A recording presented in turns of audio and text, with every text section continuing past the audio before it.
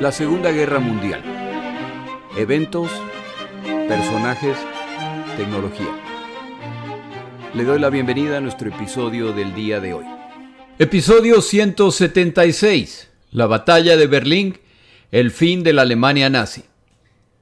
Como siempre, muchas gracias por acompañarme. Mencioné recientemente que he movido mi podcast de Podbean a Spotify, como la plataforma en la que yo grabo el podcast.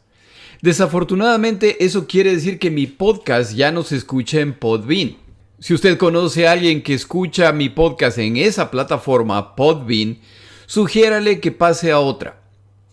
Cuando comunicaba este cambio en las redes sociales, uno de mis oyentes hizo un comentario que me encantó. Robbie Echegoyen escribe, cuando yo comentaba que cambiaba de plataforma, y él decía: te escucho en Spotify, donde lo escucho y no he tenido fallas, a excepción de los chistes. Excelente el comentario, yo no lo hubiera podido decir mejor. Gracias, Robbie. Por otro lado, siguiendo la estructura del podcast, la próxima semana no hay episodio. Esa semana grabo un anexo para quienes contribuyen financieramente con este podcast. El anexo cubre la llamada Operación Paperclip, el plan secreto estadounidense para llevar a científicos alemanes a los Estados Unidos de América. Este grupo, por supuesto, incluye criminales de guerra que deberían ser ejecutados, pero sus conocimientos son demasiado importantes para ser desperdiciados. Es un anexo en ocasiones aterrador. Una vez más los animo a que apoyen financieramente este proyecto. Si un número suficiente de mis oyentes hiciera una contribución pequeña cada mes, esta podría volverse mi ocupación permanente. Es un sueño casi imposible, pero en todo caso, soñar es gratis. Empezamos nuestro episodio. Hay una historia a la que se hace referencia tantas veces en libros relacionados con la Segunda Guerra Mundial que tuve que ir a buscarla para contársela. Es la historia verdadera de Federico el Grande, personaje histórico, autodenominado rey de Prusia al anexar estos territorios. Aunque en su juventud Federico el Grande mostró poco interés en temas militares, a la larga será conocido como un gran teórico en estos temas. Luego de sus importantes victorias en muchas campañas en que expande el territorio de Prusia. Estas conquistas y la permanente inestabilidad territorial en Europa resultan en la Guerra de los 7 años. Tras muchas victorias que lo llevan hasta el territorio actual de la República Checa, las tropas de Federico el Grande están agotadas y ahora deben enfrentar una coalición franco-austríaca. Federico es nuevamente el vencedor en esa guerra, pero sus fuerzas armadas se siguen erosionando. Tras más años de guerra contra múltiples combinaciones de naciones, incluyendo Rusia, que logran hacer a las tropas prusas de Federico retroceder, las fuerzas prusas se siguen debilitando. Federico continúa la pelea y sigue derrotando a sus rivales, pero estos no cesan en sus intentos.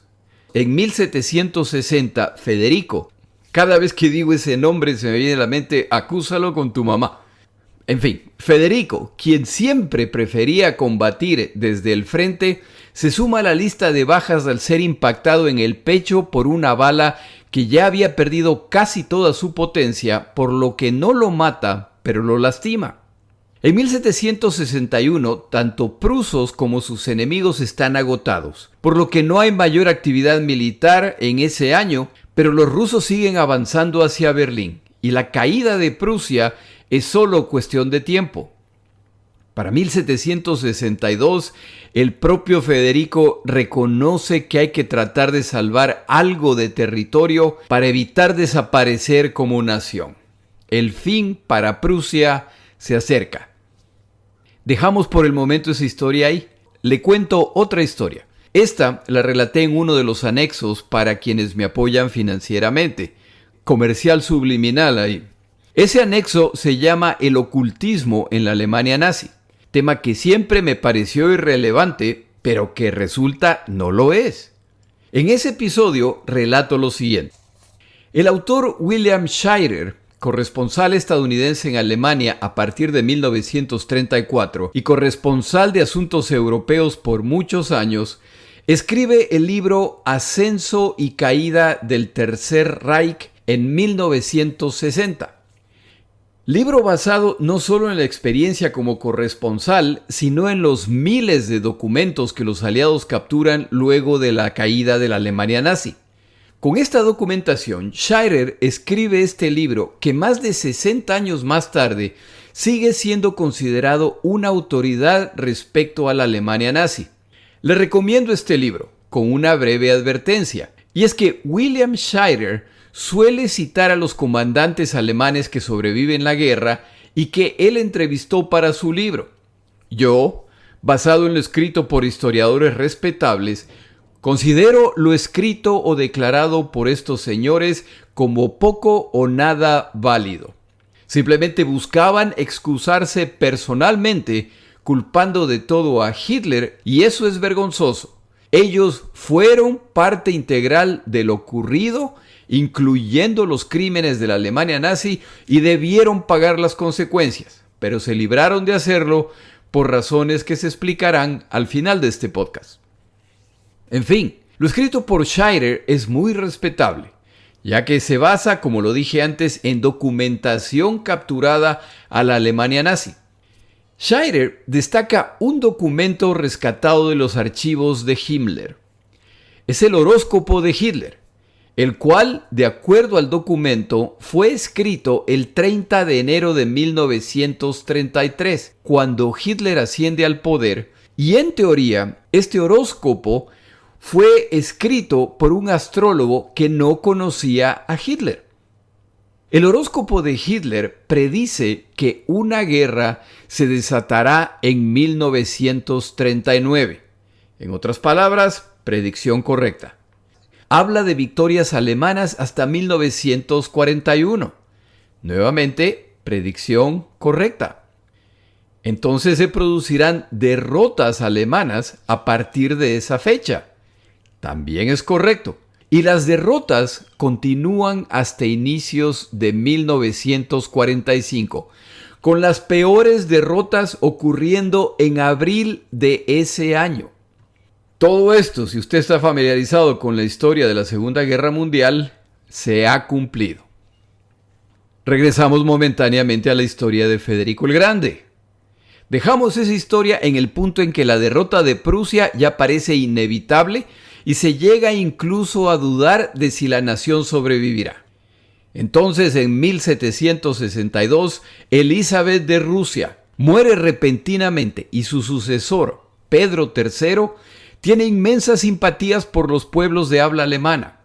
Pedro III inmediatamente disuelve la alianza rusa con Austria, el otro acosador de Prusia, y promete terminar la ocupación del este de Prusia. Una de las primeras acciones que toma Pedro III es buscar un título nobiliario pruso. Así de grandes eran sus simpatías. Este cambio repentino de circunstancias, que incluye una potencial alianza entre Prusia y Rusia, resulta en que otras naciones busquen la paz con Prusia inmediatamente.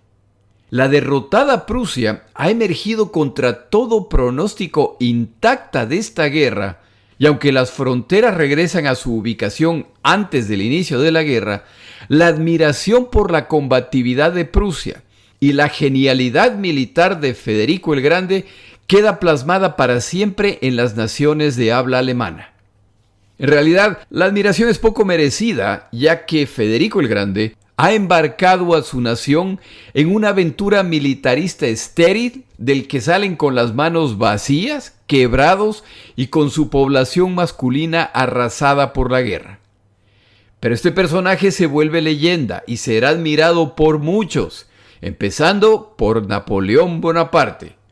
Otro admirador famoso de este señor era Adolfo Hitler, que en los años finales de la guerra menciona frecuentemente a este personaje que estaba dispuesto a sacrificar hasta su última división en nombre de la victoria y que contra todo pronóstico ha salido victorioso. Las similitudes con la Alemania nazi, por supuesto, son inevitables. Ahora regresamos a la otra historia que le conté, el horóscopo de Hitler. Como lo mencionaba el autor Scheider, el horóscopo ha predicho acertadamente las etapas que ha atravesado la Alemania nazi hasta ese momento. Recuerde que estamos en abril de 1945. Acertadamente ha predicho las derrotas que está sufriendo Alemania. Pero el horóscopo predice además que en abril de ese año se producirá una breve pausa, pero que la lucha continuará hasta 1948, cuando la fortuna alemana cambiará definitivamente y ganarán la guerra. El 12 de abril de 1945 muere repentinamente el presidente estadounidense Franklin Roosevelt. Combine la historia de Federico el Grande con la predicción del acertado horóscopo de Hitler, ubíquese en abril de 1945 y queda claro que la suerte de Alemania está por cambiar milagrosamente. Quien ordenó la creación de este horóscopo debió solicitar un reembolso, ya que la historia al final no termina como lo predijo, pero no deja de ser impresionante la precisión de parte de lo pronosticado. Estas historias resultan en que Hitler nunca considere la posibilidad de que Alemania ya está derrotada, a pesar de la clara evidencia.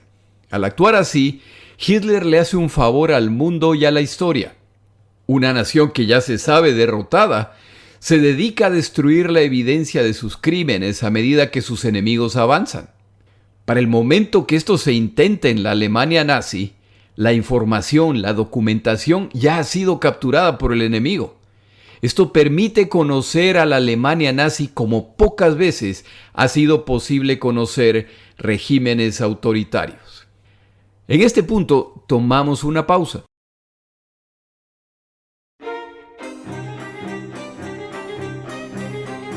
Palabras de Churchill.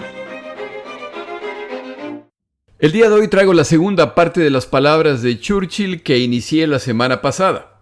Refiriéndose a la guerra contra Hitler, Churchill continúa: pelearemos contra ellos en tierra, los combatiremos en el mar, pelearemos en el aire y con la ayuda de Dios libraremos al mundo de esta sombra y libraremos al mundo de su yugo. Cada hombre y cada nación que combate a Hitler contará con nuestra ayuda. Cada hombre y cada nación que marcha con Hitler es nuestro enemigo.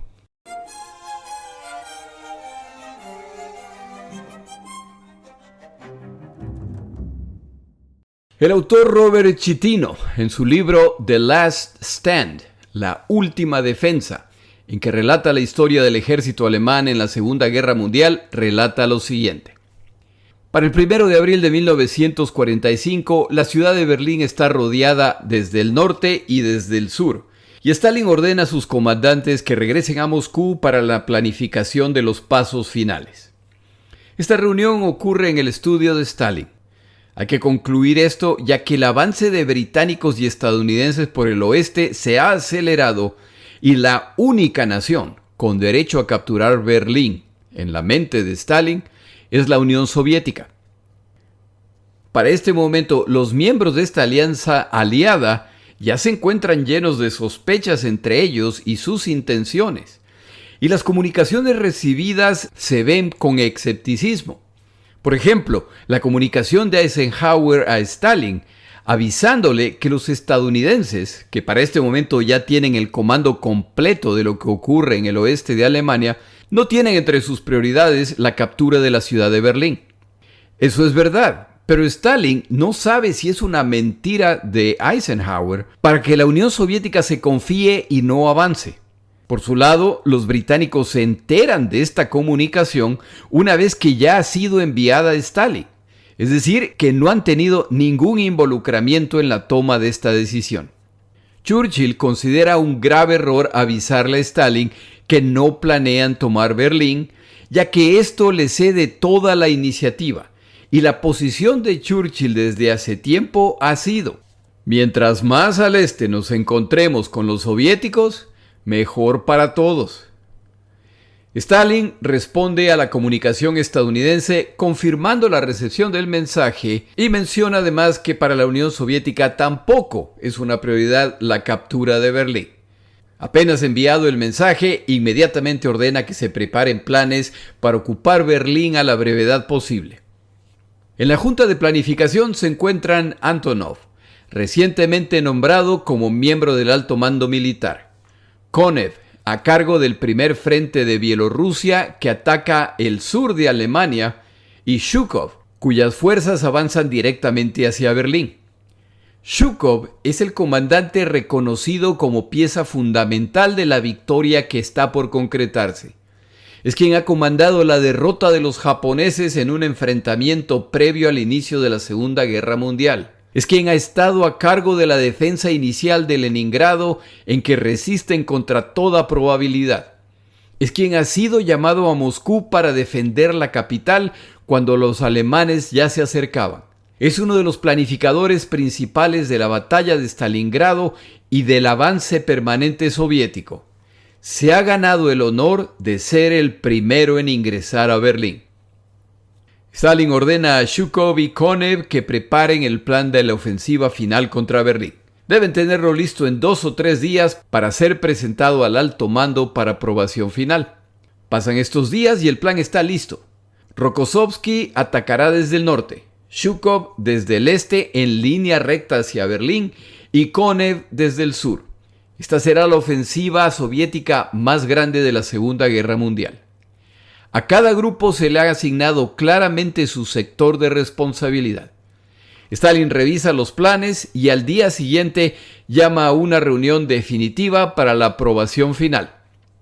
Toma el mapa preparado por Zhukov y Konev, que indica los sectores específicos, y borra la línea que separa el sector de Zhukov del de Konev. Este cambio deja abierto el sector de Berlín que en teoría le pertenecía a Zhukov. Este pequeño cambio deja claro que quien llegue primero, quien no sea detenido por los alemanes, tomará Berlín. Y si es Konev y no Zhukov, no pasa nada. Esta decisión una vez más muestra que con Stalin nada está ganado.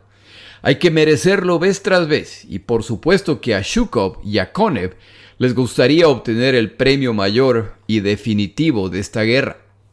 Stalin ordena que la operación para tomar Berlín arranque el 16 de abril y no debería tomar más de 12 o 15 días.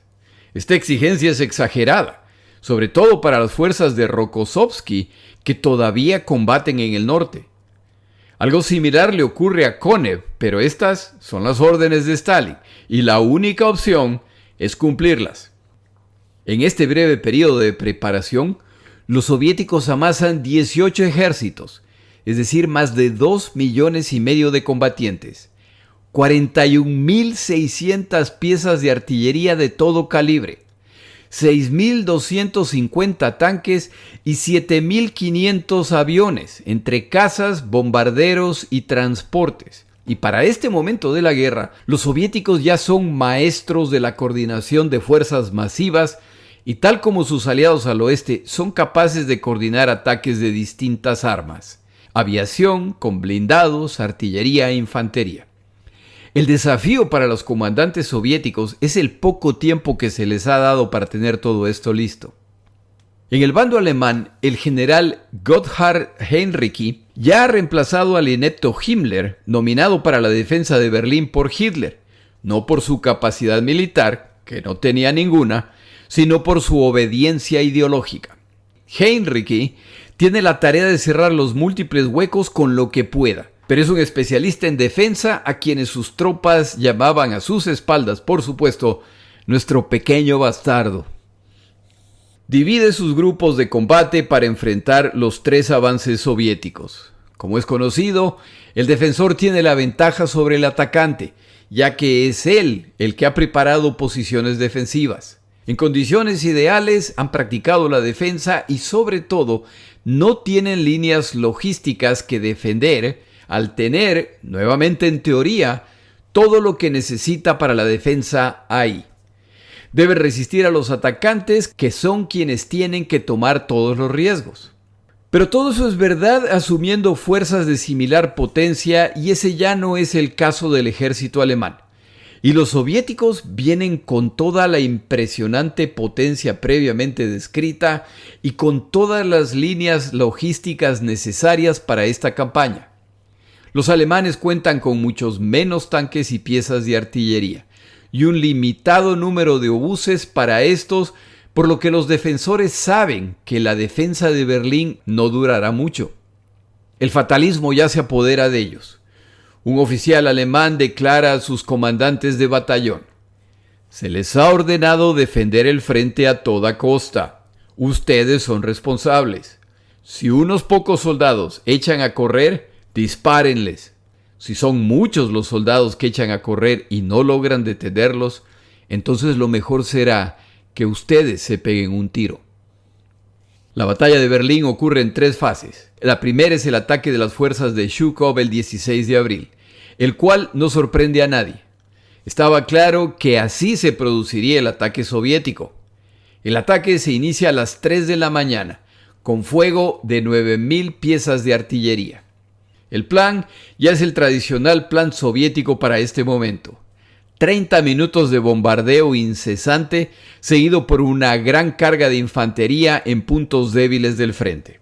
Zhukov ha traído además una innovación: unas potentes luces distribuidas a lo largo del frente que al encenderse deben claramente mostrar las posiciones a los atacantes soviéticos a la vez que ciegan a los defensores alemanes. El plan se ejecuta tal o acordado, pero los alemanes también han refinado sus tácticas y han entendido que estos ataques soviéticos para aniquilar la primera línea de defensa tienen un antídoto.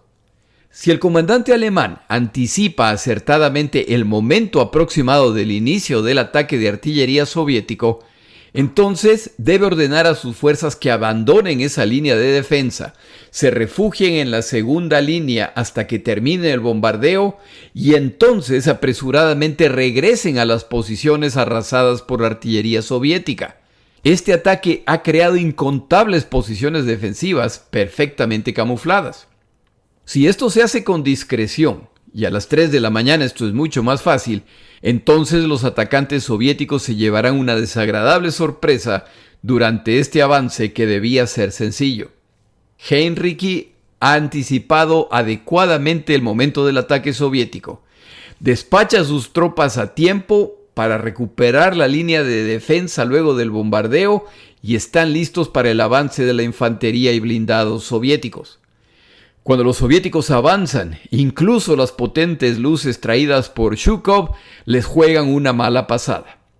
El humo de la artillería y de los destrozos causan que la luz se refleje en estas columnas y cieguen a los que avanzan a la vez que muestran sus siluetas contra la luz.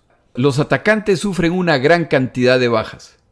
Zhukov tiene que improvisar y ordena que avancen los blindados, los cuales, lejos de resolver el problema, lo complican al aumentar el congestionamiento en este campo de batalla confuso con limitadas rutas de avance. El día termina con una llamada entre Zhukov y Stalin a la medianoche y el jefe no está contento con lo reportado por Zhukov. Por su parte, Konev avanza enfrentando menos resistencia.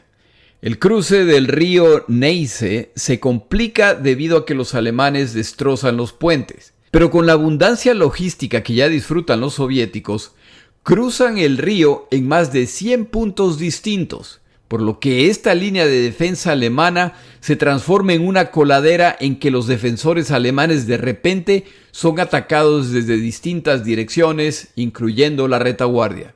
También ayuda el hecho de que Konev cuenta con 250 piezas de artillería por kilómetro, por lo que los cruces de río son apoyados por abrumador fuego de apoyo. A estos cruces ya se suman los tanques T-34 soviéticos y estos, acompañados por infantería, siguen decidiendo las batallas. El día termina con una llamada entre Konev y Stalin, quien le comunica a Konev que el frente de Zhukov no va muy bien y ordena que dirija sus blindados hacia el norte y se ponga rumbo a Berlín. Pasan un par de días y las fuerzas de Konev avanzan con más facilidad. Pero el frente de Zhukov, la gran ventaja de artillería, blindados y aviación, cada vez van haciendo la diferencia y la balanza poco a poco se va inclinando a favor de los soviéticos.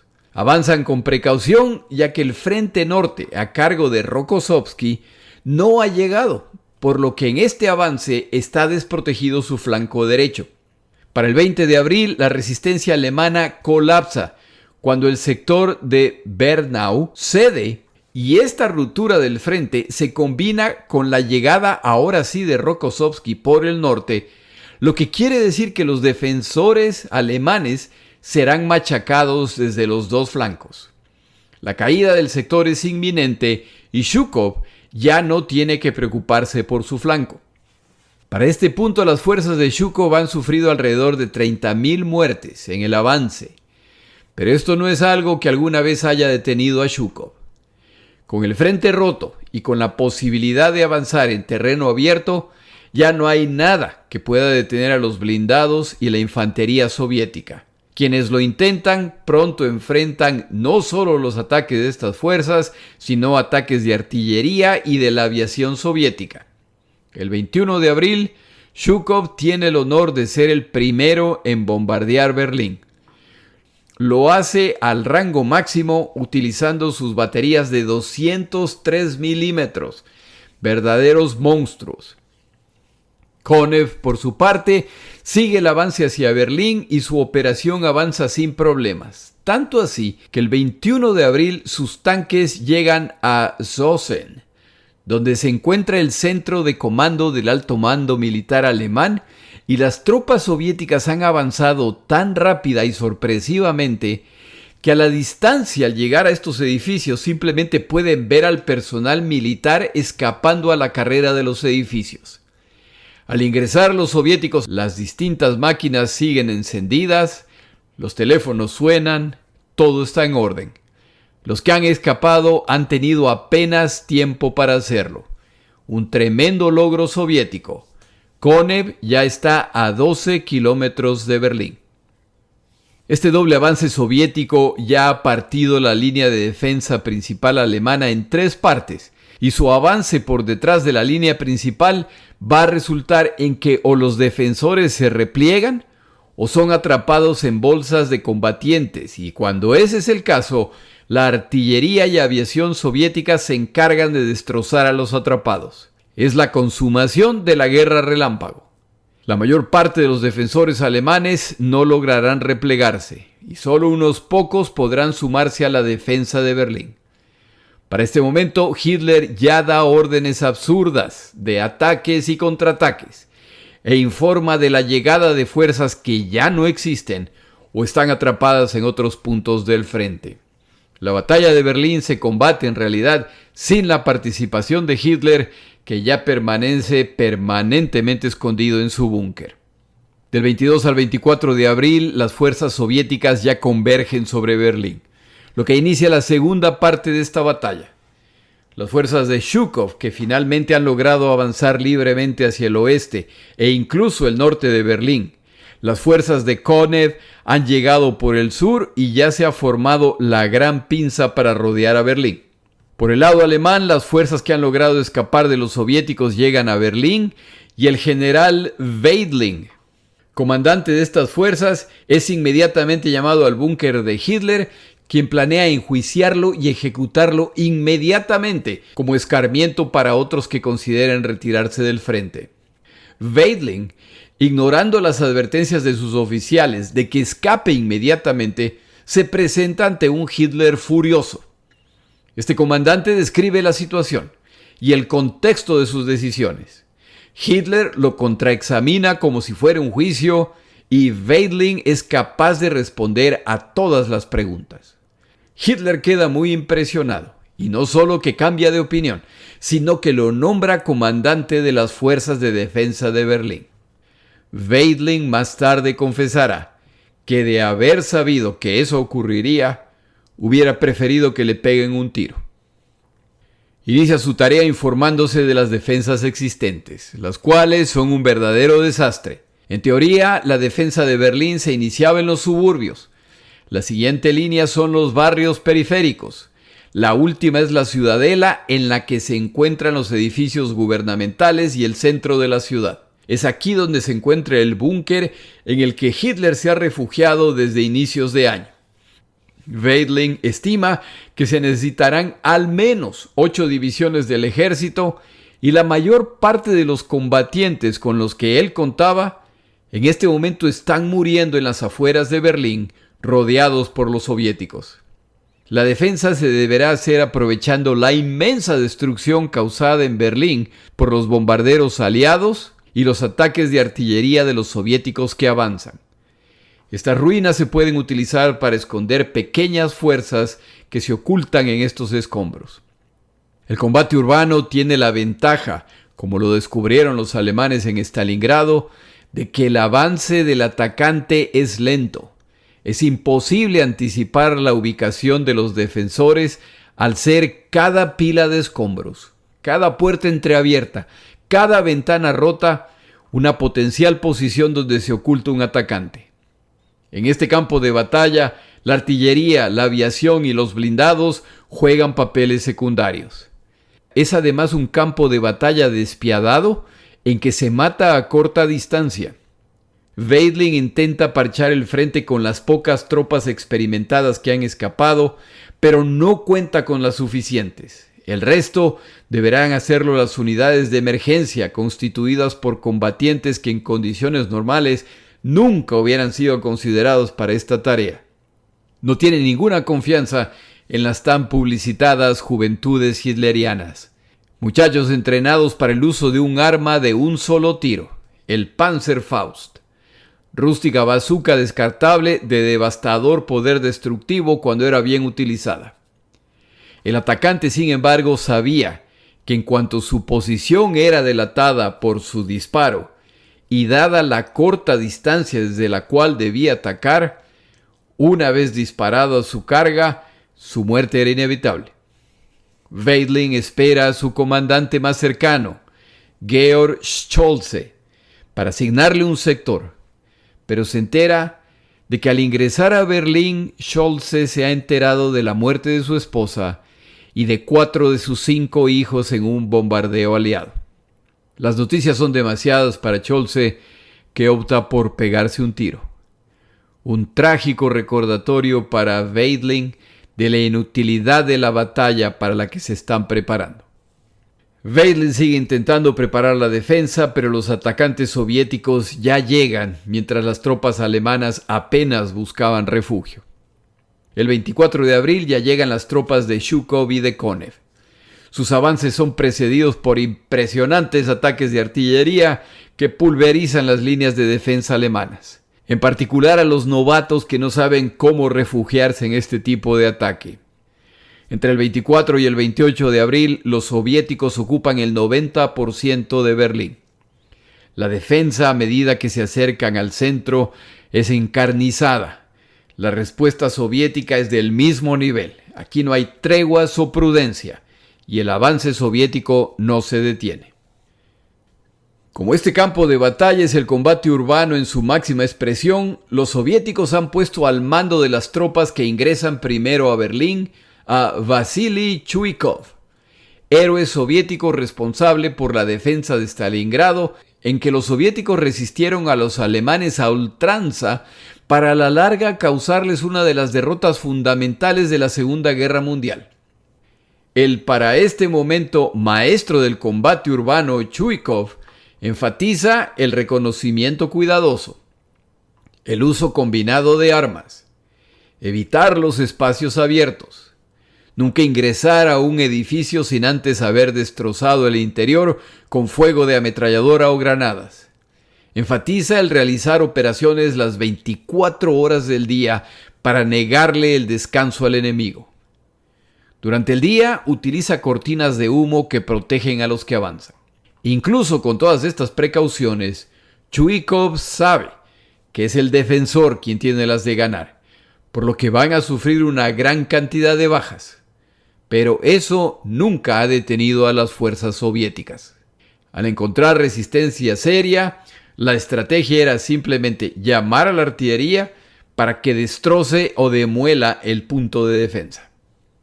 La contraparte de esta estrategia es que los aterrorizados civiles alemanes que se ocultan en las ruinas no son un impedimento.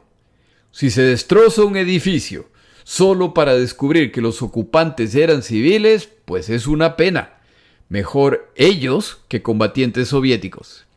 Si le suma los fanáticos de las SS que ya van alrededor de la ciudad ajusticiando a quien se rinde, los civiles alemanes están en medio de un grave peligro, en medio de un terror indescriptible. Para el 28 de abril, lo que queda, casi literalmente, de Berlín es la Ciudadela, la parte central que contiene edificios gubernamentales, entre estos el Congreso alemán, el Reichstag, el cual los soviéticos han decidido es el centro del poder alemán, el símbolo a tomar para demostrar la derrota total de la Alemania nazi. Escoger este edificio como el punto de referencia no deja de ser intrigante, ya que el Congreso fue una de las instituciones que Hitler debilitó y neutralizó desde el inicio de su mandato. Tanto así que a los pocos meses de ascender al poder, como se ha relatado en este podcast, se produce un incendio que destruye parte del interior del edificio y su reconstrucción nunca fue prioridad para el gobierno de Hitler.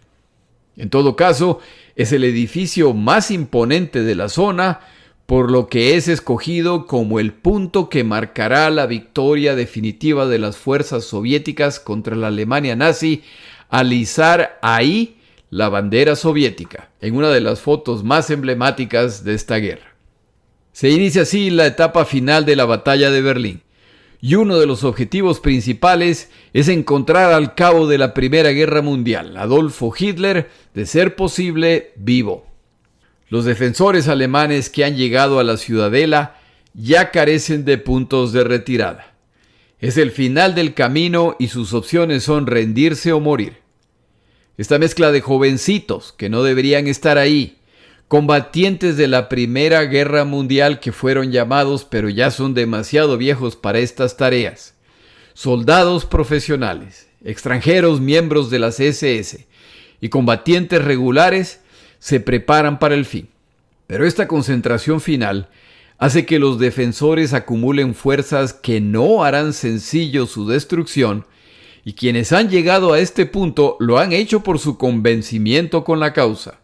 Han tenido tiempo de reforzar los puntos obvios de avance soviético y de camuflar las posiciones defensivas alemanas. Van a hacer pagar a los soviéticos por su avance. Las calles estrechas rodeadas de escombros son ideales para los Panzerfaust, y una gran cantidad se ha acumulado para este momento. En el lado soviético también se ha producido un cambio. Stalin, sintiendo que Berlín está bajo control, ha ordenado a Konev que cambie de dirección nuevamente y esta vez se ponga en camino a Praga. Todavía hay tiempo para ocupar una capital europea más antes de que termine la guerra. Esta decisión, por supuesto, impacta los combates en Berlín.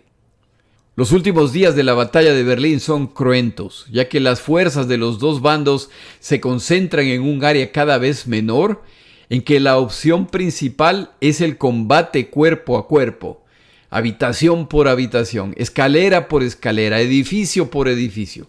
Y esto se vuelve particularmente cierto en el edificio del Congreso, en el Reichstag. La tragedia ya es total, es matar o morir, y quienes optan por rendirse son ajusticiados inmediatamente.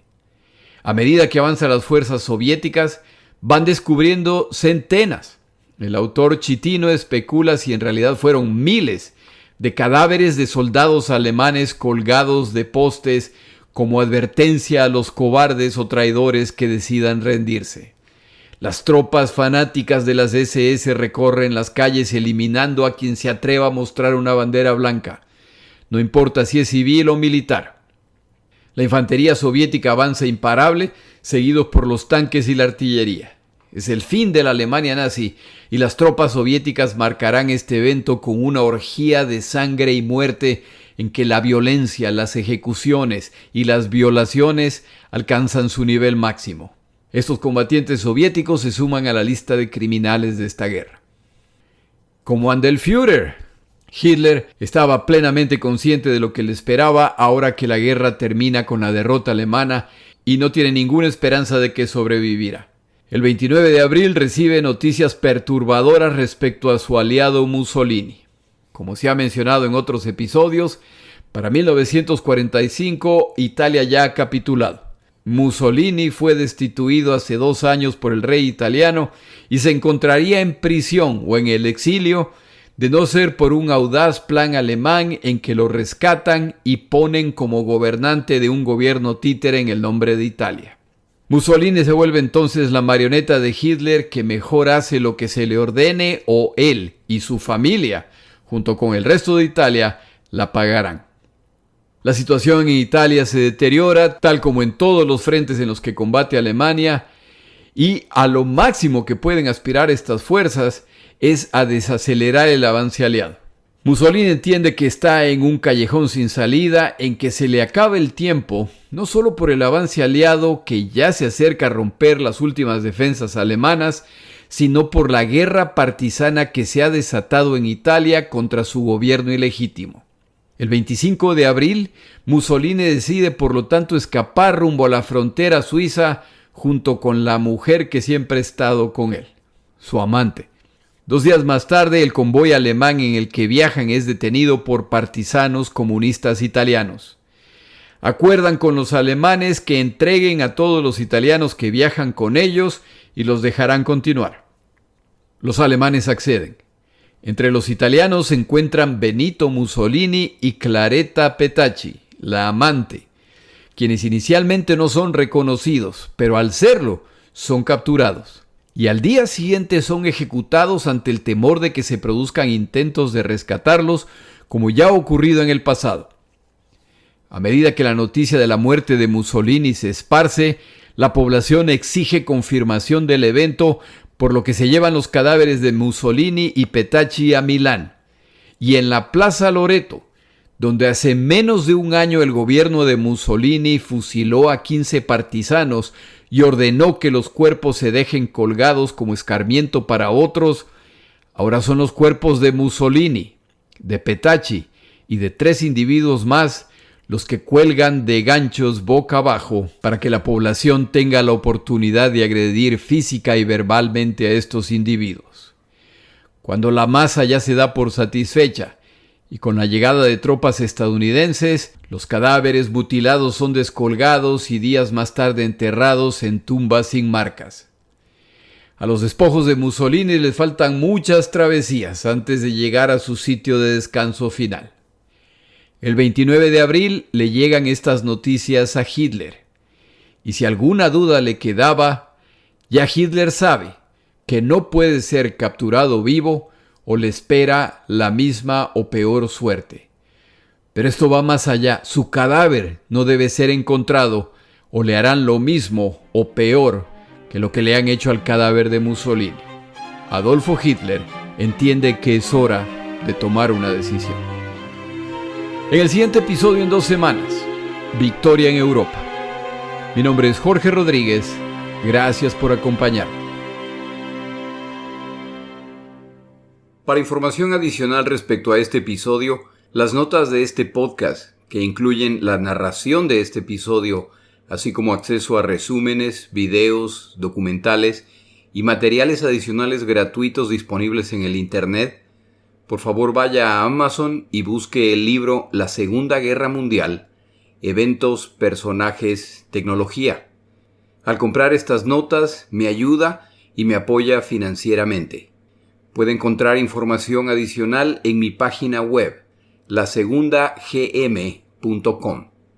Muchas gracias.